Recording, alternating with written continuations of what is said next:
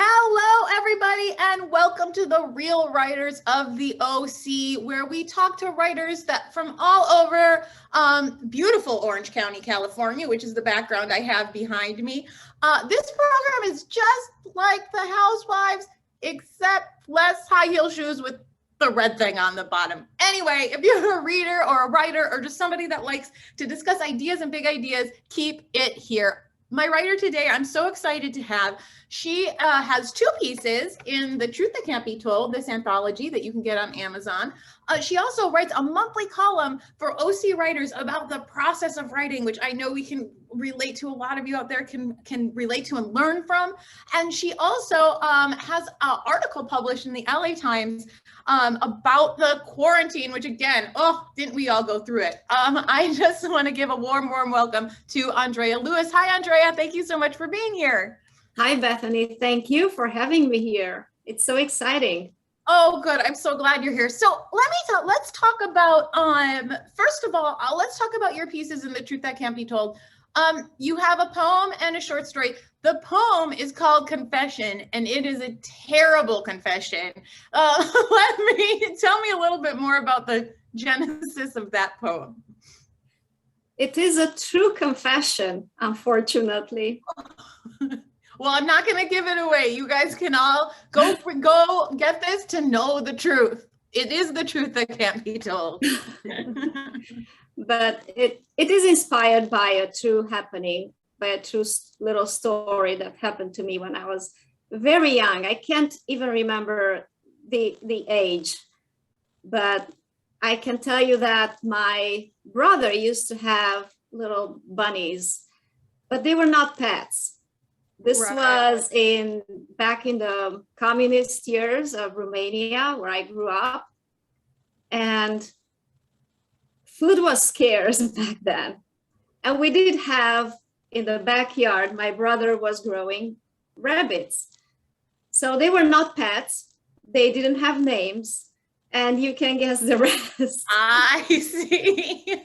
Well, I don't want to get... And then something happened to one of them, and I'll let you read the poem. Something did happen to one of them. And it's been haunting me for so many decades now that I had to write it down.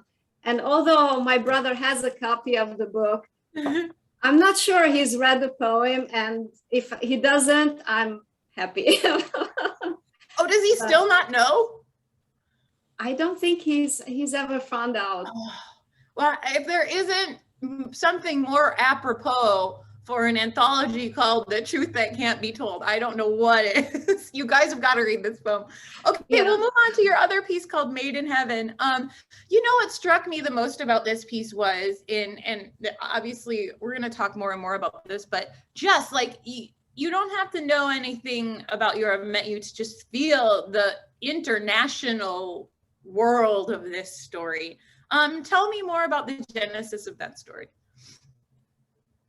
The story is an actual morning of mine. It's something that happened to me. It's a feeling that I had one morning when I woke up, just like any regular morning, went to make my coffee.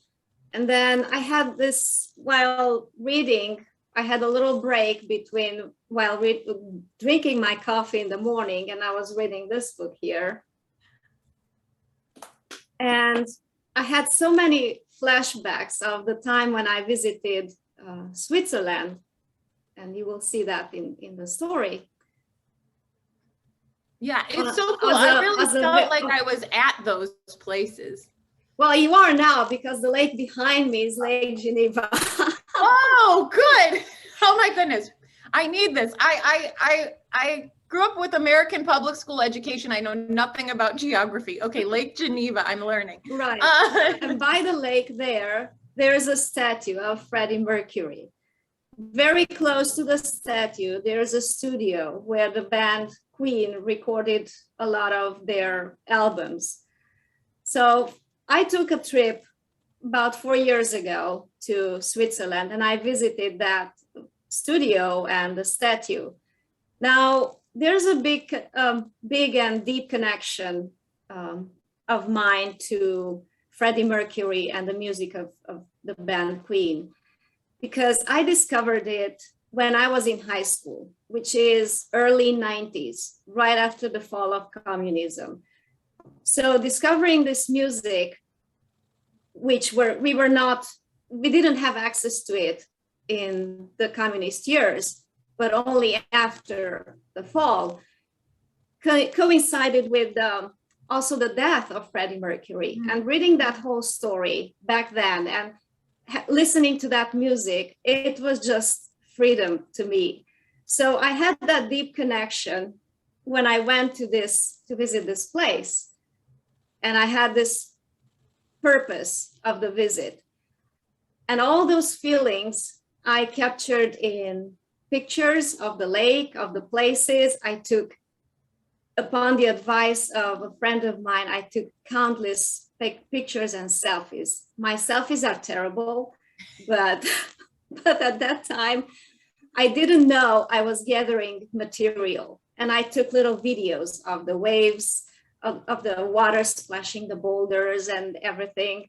So that's why the feeling of the story probably is so vivid, because I put everything that I took with me, I put it into that story. Well, how fascinating. And it's amazing, the symbolism and just sort of the place that you were standing in your life at that time and what the band represented to you, which brings me to, I know you're working on your memoir and about your experiences. Tell me more about the memoir and what we can expect in it and what the theme of it is. I started writing it in 2014 when I attended a memoir workshop at the Newport Beach Public Library under the instructions is a little too harsh a word, but the magic baguette of a baseball writer, Gene Ardell. And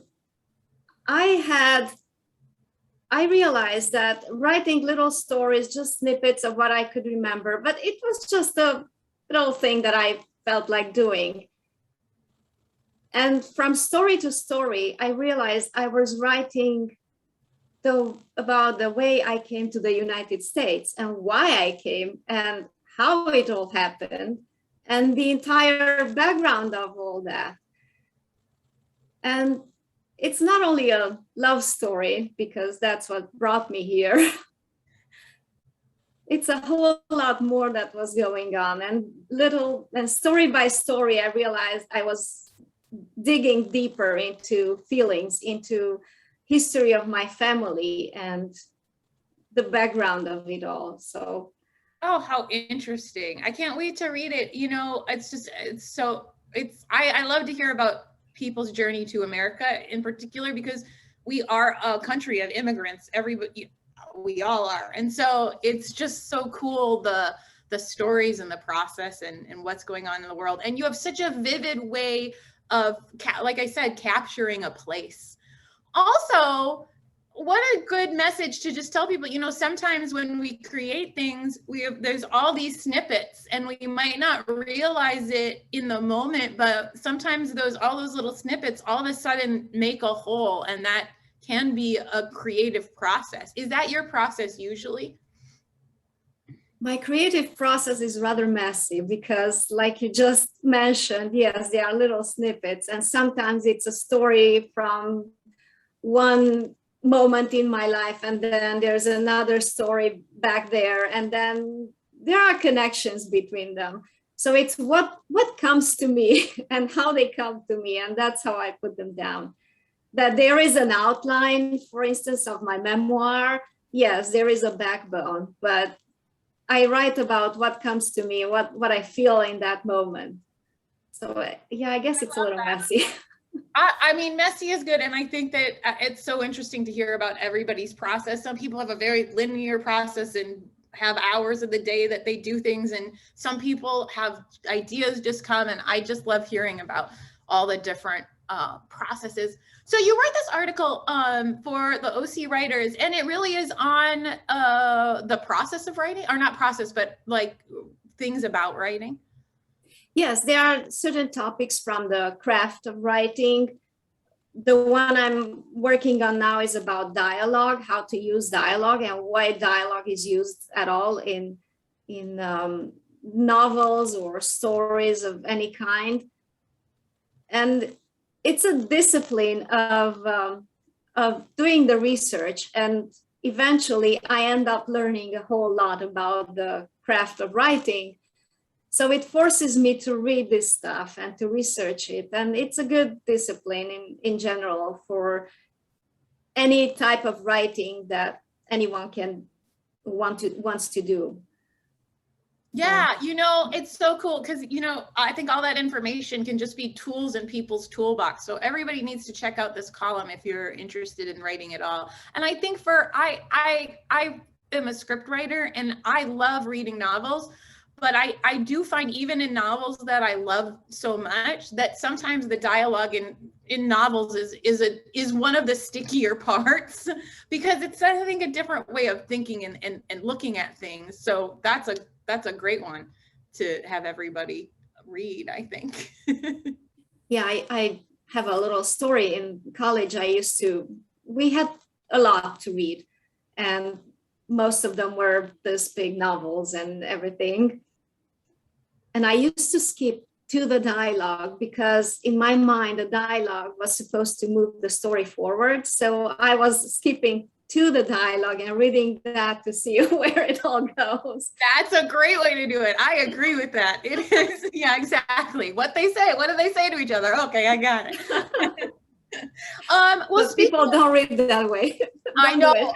Well, you know, or do, I don't know. So you majored in English literature in Romania, which is fascinating. And I know that you've said that you prefer to write in English, or you only write in English. Yes, I've never written any kind of story or anything in Romanian. And I started journaling back in college about anything that was going on in my life and being a college student and all the changes. But I always wrote in English. Probably it was a way to practice English, but I don't think I thought of it that way. I'm only thinking it now. It just came natural, although my English was not as good back then, but it just felt natural to express my thoughts and feelings in English. I don't know why. I don't have a reasonable explanation. I mean, it's so interesting that, and it's so cool. And, you know, that you were just drawn to it. And there's the thematic similarity to Made in Heaven, where you were just drawn to this music. I love that about your story and about your work. So everybody, Andrea, thank you so much. Everybody go buy The Truth That Can't Be Told. You can get it on Amazon or any other platform, and look for Andrea's memoir coming out. That sounds just super, super fascinating. Andrea, thank you so much for joining us. Thank you, Bethany. Take care. Okay. You too. Okay, y'all, we'll see you next time. Bye.